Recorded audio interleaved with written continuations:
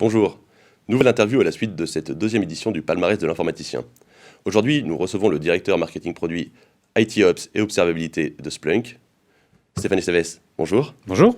Alors, Splunk a remporté cette année 3 prix dans 3 catégories. Vos collègues, lors de la soirée de remise des trophées, ont promis que l'an prochain ce serait 4. Alors vous visez quoi ? Déjà, on en avait gagné 2 l'année dernière. Donc maintenant, on est à 3. Donc forcément, il va falloir en rajouter un 4e.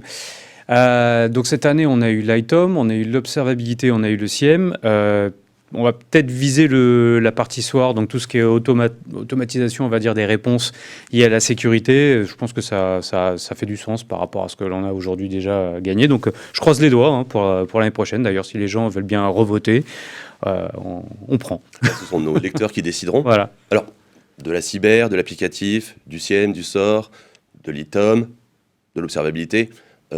Ça fait un peu mélange. Comment est-ce que vous positionnez aujourd'hui Splunk ? Alors, c'est vrai que ça fait beaucoup de choses. En fait, tous ces éléments-là ont un point en commun, c'est la data. Il faut juste un petit rappel, Splunk, on est né en tant que plateforme de données. Donc l'idée, c'était de collecter tout type de data et après, nos clients nous ont emmenés vers des cas d'usage de plus en plus précis. Donc naturellement, en disant, j'ai toutes les données pour sécuriser, donc on a fait du SIEM. Récemment, maintenant, les gens s'intéressent beaucoup aux microservices, aux containers. Ils se sont rendus compte qu'il y a des tas de data qu'on n'avait pas forcément pour rendre le système observable, d'où l'observabilité et ainsi de suite. Donc l'idée, elle est relativement simple. Maintenant, ça va être l'étape d'après, c'est de faire cette fameuse convergence entre les activités de cybersécurité, d'ITOps, d'observabilité. Et on pense que l'approche plateforme qu'on a dès le départ génère un peu ce fameux liant entre ces différentes activités. D'accord, donc faire converger observabilité et cybersécurité. Voilà, il y a une relation directe entre les deux, puisque de toute façon, l'intérêt, quand on parle de plus en plus de DevSecOps d'ailleurs, et le fameux shift left, désolé en anglais, on va aller un peu vers la gauche, donc les gens de la sécurité qui s'intéressent à aller au plus près du code, justement, ça demande un peu une convergence avec les outils déjà en place d'observabilité, parce que ça reste de la data supplémentaire, qui aide justement à améliorer la posture de sécurité. Donc c'est une évolution relativement naturelle.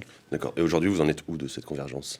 Aujourd'hui, elle existe déjà, dans le sens que notre plateforme permet justement, si on prend des équipes DevOps ou des équipes sécurité, de se connecter à l'ensemble de l'outillage et puis d'avoir une vue d'ensemble bout en bout. Alors certaines de ces briques sont fournies par Splunk. On a parlé du SIEM justement, ou de l'observabilité. Donc ce qu'il y a dedans, ça va être de l'APM, du Real User Monitoring, du Synthetic Monitoring, etc., toute la partie infra.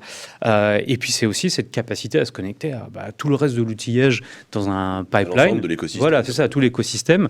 Et de lui faire de casser ces fameux silos. C'est une vieille histoire qui revient encore. Mais aujourd'hui, les gens commencent à être un peu plus mûrs dans cette approche et à accepter, par exemple, sur la cybersécu, de partager un petit peu ou de s'ouvrir un petit peu aux équipes DevOps. Oui, tout à fait. Une fois cette convergence réalisée, ce qui est déjà le cas, ce sera quoi l'étape d'après ? Alors, c'est une bonne question, parce que l'étape d'après existe déjà.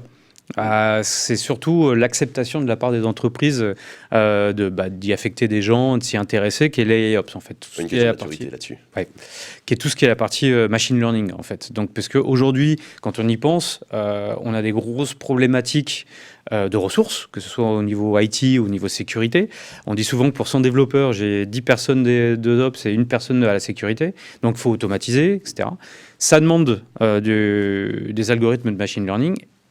Et aujourd'hui, le carburant pour ces algorithmes, c'est la data, d'où l'observabilité. Donc, le fait qu'aujourd'hui, maintenant, on voit tout, ou en tout cas, l'idée, c'est de rendre les systèmes observables, naturellement, ça va alimenter et ça va rendre l'approche machine learning encore plus pertinente pour aider justement à absorber tous ces volumes de data, tous ces nouveaux environnements avec des ressources, malheureusement, qui sont toujours limitées. Donc, l'idée, c'est d'alléger un petit peu la pression sur les équipes de DevOps et sur les équipes de sécurité. Donc, la data pour pallier à la pénurie de compétences, globalement. Alors, oui, surtout de personnel, les compétences, souvent, ils les ont, mais c'est les 24 heures dans la journée, c'est pas assez. Merci. Et nous, on se retrouve très prochainement pour d'autres interviews, d'autres lauréats de ce second palmarès de l'informaticien.